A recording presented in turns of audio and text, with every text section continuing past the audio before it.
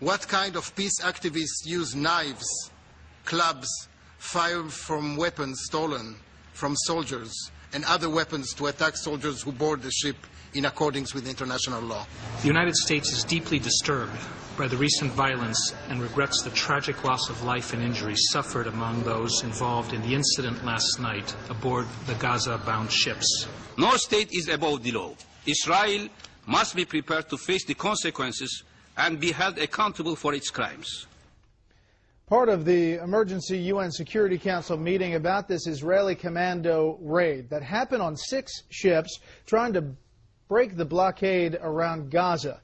They're Turkish vessels. The Israeli Navy SEALs went onto these ships, and we have video of some of that provided by the Israeli Defense Force. As they went on, you can see the movement here. They were caught off guard and overwhelmed.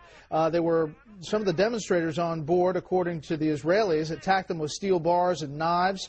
There's video of this. The Navy commander then gave an order to open fire after several of the Israeli SEALs reported their handguns were taken from them and were being fired by the activists. 9 demonstrators in all of this were killed, 4 Israeli SEALs wounded by the gunfire and stab wounds. What about all of this, the international reaction? Let's bring in our panel. Bill Kristol, editor of the Weekly Standard, A.B. Stoddard, associate editor of The Hill, and syndicated columnist Charles Krauthammer. I should say Israeli Prime Minister Benjamin Netanyahu decided to postpone his trip to Washington. He has gone back to Israel to deal with this situation and not meet with President Obama tomorrow. Charles. The fundamental deception here is the use of the word humanitarian. As we saw, humanitarians don't wield iron clubs and would have killed the Israelis had the Israelis not drawn their pistols in self-defense. But there's a larger issue here. What exactly is the humanitarian crisis that the flotilla was actually addressing? There is none. There's no one starving in Gaza.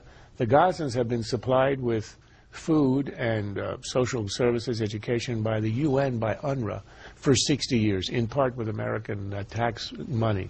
Second, when there are humanitarian needs, the Israelis allow every day food and medicine overland into Gaza. The reason that it did not want to allow this flotilla is because, as the spokesman for the flotilla said herself, this was not about humanitarian relief, it was about breaking the blockade. And the reason the Israelis have a blockade is because they only want to allow humanitarian supplies and not weaponry. Look, the proof of that is the fact that if you look at a map of Gaza, you'll see that Israelis only control 3 sides of this rectangle. There's a 4th side on the Egyptian side. So it is an Egyptian-Israeli blockade. The Egyptians have the same problem with Gaza. People accuse Israeli of having a blockade because they're racist, they're anti-Muslim, anti-Arab. The Egyptians are Muslim and Arab, and they've gone to war 3 times on behalf of the Palestinians. So why do they have exactly the same blockade? Because Gaza is run by Hamas, a terror entity that wants to import weaponry and resume the war against Israel. The man who made the announcement that we saw earlier on explaining the commando raid is the defense minister of Israel. He's not a right-winger. He's not Likud. He's Ehud Barak, who's the leader of Labor, the party of Yitzhak Rabin, Golda Meir, the party of the left. And the man who 10 years ago this summer offered the Palestinians a peace agreement that would have had a Palestinian state, division of Jerusalem, and an end of the conflict. The Palestinians said no. Gaza, 2 years ago, declared war on Israel. That's why you've got a blockade, and the flotilla was not about humanitarian needs. It was about smashing the blockade. A.B., the U.S. representative in that emergency meeting said that the United States is deeply disturbed and wants transparency. What about the administration's response to this and where this goes from here? Well, I thought it was interesting the American ambassador also condemned Hamas for interfering with shipments into Gaza. Again, trying to sort of be cautious, saying we need more facts here, condemning the violence, but also trying to stay on both sides. The question now, of course, is what is happening with the U.S.-Israeli standoff, the very tense relations. The Prime Minister was not able to have this very important meeting, face-to-face meeting with President Obama tomorrow. He's returning back to Israel, although Obama now has this meeting scheduled with President Abbas to discuss, among other things, next week, a Palestinian state. Where does this leave U.S.-Israeli relations, which are in deep trouble right now? And I think that becomes the central question. How will the Obama administration respond to this in the hours and days to come? Will they actually at any point show solidarity with Israel, which is claiming that it was acting in self-defense, or will continue to put more distance between the two countries and complicate the strained relations further? Bill, the rhetoric is obviously going through the roof here. Turkish foreign minister said it's a murder conducted by a state. The Palestinians are saying it's a war crime. You can see how this could escalate dramatically by this incident. You could, though. I was struck that the UN Security Council meeting just now ended without the adoption of a resolution. It strikes me that perhaps the U.S. is refusing to endorse a one-sided resolution. Perhaps everyone has the sense that, you know what, this was a mischievous, to say the least, malicious effort to tempt the Israelis or to lure them into a trap where something bad would happen, and that's happened. And I think grown-ups in Europe, however much they're, want to posture as being anti-Israel, know that nothing is to be accomplished here by passing some resolution or letting the rhetoric get out of hand. So I rather suspect, actually, after a day or two, this dies down in the chanceries and foreign ministries of serious countries.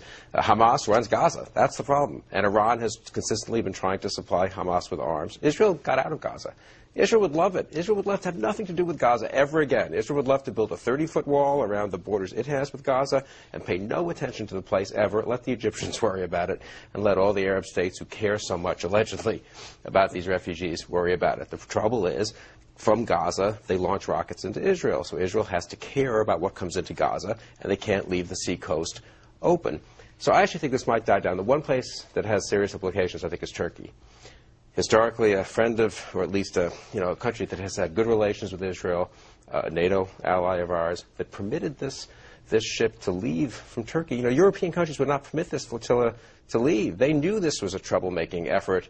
As Charles said, they can get plenty of humanitarian aid into Gaza. If they want more humanitarian aid to Gaza, airlift in 5 million tons of nice goods, and the Israelis will just take a look and make sure they're not arms and let them go through the checkpoint. This checkpoint is open. Stuff goes through it every day. Turkey is the question to me. Does this mean a real continuation of a turn against Israel by the Turkish government?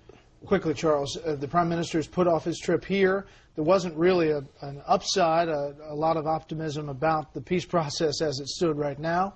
But does this somehow change the equation? In the absence of the incident, you would have had a meeting tomorrow between the Prime Minister of Israel and the President of the United States. It would have been a make-up. There would have been a nice photo op. The administration is intent on warming the relations after it was in a deep freeze, probably in part because of upcoming elections. And that now is off. But I am somewhat encouraged by the fact that the U.S. has not joined the lynch mob at the UN attacking Israel, and is thus so far held off. I hope it will exercise a veto if it has to, because Israel clearly is a victim here. If these people had wanted humanitarian aid, Israel offered to take the ships into Haifa peacefully, unload all the stuff inside and to allow all the humanitarian aid immediately into Gaza, all the food and medicine, and it was refused because it was meant to be a provocation and to create an incident. Tell us what you think the U.S. should do in response to this incident. Vote in our online poll, our homepage at foxnews.com/special report.